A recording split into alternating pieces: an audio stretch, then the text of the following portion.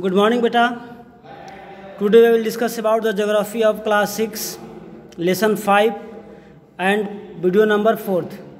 बेटा इससे पहले हम इस लेसन पे 3 वीडियो और कर चुके हैं। अगर नहीं देखे हैं तो आप जाके यूट्यूब पर देख सकते हैं। और आज का ये चौथा वीडियो है इस लेसन का, और ये टॉपिक है आपका एटमॉस्फेयर, वायुमंडल। हम लोग बेटा लेसन का नाम है द डोमेन अर्थ या major domains of the earth है। पर हम लोग ने फर्स्ट वीडियो में पढ़ा था आपका ये लिथोस्फेयर, सेकेंड ने पढ़ा था हाइड्रोस्फेयर जिसमें ओशियन और कंटिनेंट के बारे में पढ़ा था हम लोगों ने। आज हम पढ़ेंगे एटमॉस्फेयर यानी कि वायुमंडल के बारे में। ओके, तो आप देखते हैं, रेडी हो जाइए आप लोग। चलिए देखते हैं। The earth is surrounded by the layer of the gases called the atmosphere. देखिए क्वेश्चन आता है सिंपल सा, what do you know about atmosphere. तो the earth is surrounded by a layer of gas called the atmosphere. This thin blanket of air is an integral and important aspect of planet. बेटा ये पतला layer जो है air का, ये हमारे लिए बहुत ही इम्पोर्टेंट एक्सपेक्ट है, एक साधन है, एक पूंजी है इस प्लैनेट का। It provide us with the air we breathe and protect us from the harmful effect of the sun rays. जो ये बेटा आपका एटमॉस्फेयर है, सबसे बड़ी बात ये है कि हमको लाइफ के लिए अवेलेबल जो एयर, जो हम लोग ऑक्सीजन लेते हैं, ये हमें प्रोवाइड करता है। और इसके साथ साथ सन से आने वाली हार्मफुल रेज है, इसको अल्ट्रा वायलेट रेज कहते हैं, उससे भी क्या करता है, हमारी रक्षा करता है। The atmosphere stand up to height of about 1600 kilometre. और बेटा एटमॉस्फेयर जो है हमारे अर्थ से लगभग 1600 किलोमीटर ऊपर तक पाया जाता है। The atmosphere is divided into 5 layers based on composition, temperature and other properties. But according to the formation, according to the composition, temperature and other properties, we can divide 5 parts of the atmosphere. The layer starting from the earth surface is called the troposphere. और जो layer हमारे अर्थ से start होता है, यानी कि first layer of the atmosphere from the earth is known as the troposphere, इसको बोलते हैं। आप यहाँ देख सकते हैं इस फिगर में स्पष्ट दिया हुआ है ट्रोपोस्फेयर। ट्रोपोस्फेयर के बाद होता है stratosphere, mesosphere, thermosphere and exosphere. यानी कि इक्सोस्फेयर जो last sphere of the atmosphere, and the stratosphere, the mesosphere, the thermosphere and the exosphere. जैसा कि आप नाम देखा है, तो आप इसको जब नोट्स बनाएंगे, जब फेयर बनाएंगे, तो आप इसे कंप्लीट कर लेंगे। ओके, आप इसका डायग्राम जो है फेयर पे ड्रॉ कर लेंगे, और ये आपको एग्जामिनेशन में या फिर चार्ट पेपर पे ही शो करना है। Okay, the atmosphere is composed mainly of nitrogen and oxygen. बेटा जो एटमॉस्फेयर की जो कंपोजिशंस है या जो स्ट्रक्चर्स है, उसमें मेनली आपका होता है नाइट्रोजन और ऑक्सीजन। ऐसे बहुत सारी मतलब गैसेस का इसमें कॉम्बिनेशन होता है, but major 2 gases are important, nitrogen and oxygen, which make up about 99% of the clean dry air. Nitrogen 78%, oxygen 21%, and the other gases like carbon dioxide, argon and other comprise 1% of by volume.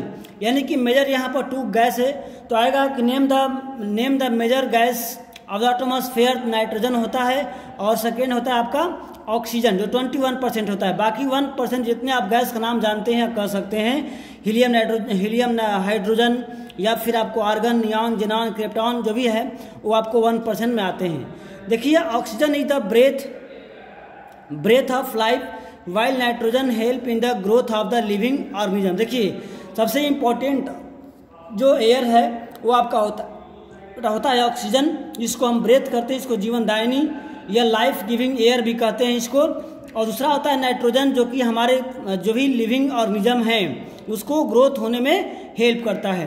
Carbon dioxide though present in minute amount. ये carbon dioxide है बहुत कम मात्रा में हमारे इसमें atmosphere में होता है।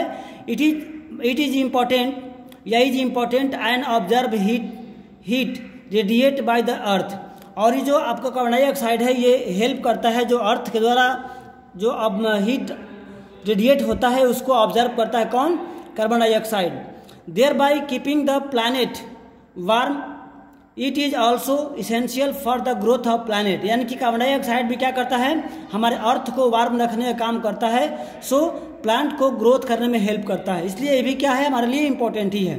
The density of the atmosphere varies with height, बेटा ये हाइट के अकॉर्डिंग जो एटमॉस्फेयर का जो डेंसिटी है, यानी कि हवाओं का जो घनत्व है वो क्या है, हाइट के अकॉर्डिंग अलग अलग होता जाता है, चेंज होता है। आप देख रहे हैं यहाँ पर, फिर से दोबारा देख लीजिए आप लोग, ये अर्थ सरफेस है। ट्रोपोस्फेयर देख रहे हैं, ट्रोपोस्फेयर में जितने भी आपको एयरप्लेन वगैरह जाती हैं, हेलीकॉप्टर वगैरह इसमें होती हैं। या जो आप देख रहे हैं नेक्स्ट आपको है स्ट्रेटोस्फेयर, इसमें आप देख रहे हैं। फिर आपका मेसोस्फेयर है, आपको थर्मोस्फेयर और इक्सोस्फेयर। तो हम सबके बारे में वन बाय वन अध्ययन करेंगे नेक्स्ट टॉपिक में, तब तक आप लोग देखिए इसको।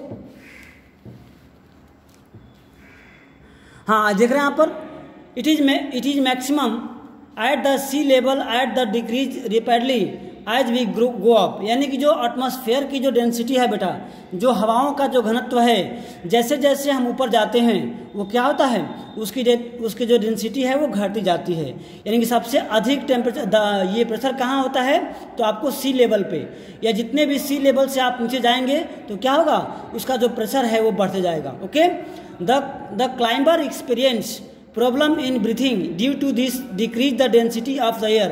आपने सुना होगा या देखा होगा, जो माउंटेन क्लाइंबर्स होते हैं, जो पहाड़ों पर चढ़ने वाले होते हैं माउंटेन पर, वो क्या लेते हैं, अपने साथ ऑक्सीजन लेते हैं सिलेंडर। क्यों?